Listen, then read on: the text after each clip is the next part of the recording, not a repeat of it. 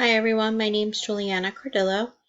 In 5 years, I hope to be working in a hospital. I currently work in a hospital assisting the nurse case managers and the social workers. And medical social work is something that I'm really interested in. I'm also interested in getting my clinical license so I can provide outpatient therapy. I am interested in working with adolescents, but I don't really have experience working with that population. So that's definitely something I'm going to explore for my second internship.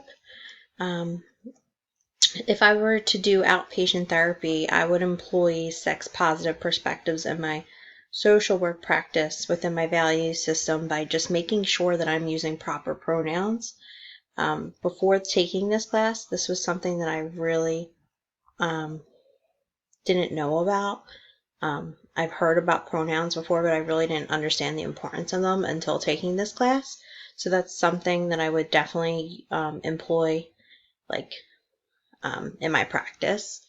One final burning question about human sexuality that I still hope to have answered is how we can allow people to become more open-minded about gender. That gender is fluid.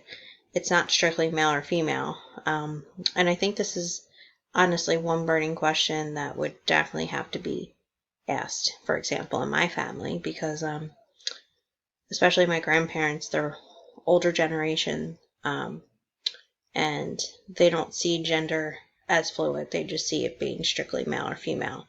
So I definitely think that this is an important question that needs to be answered. But I really enjoyed getting to know everybody and taking this course. It was definitely very interesting, and I can't wait to use it in my practice. Thank you.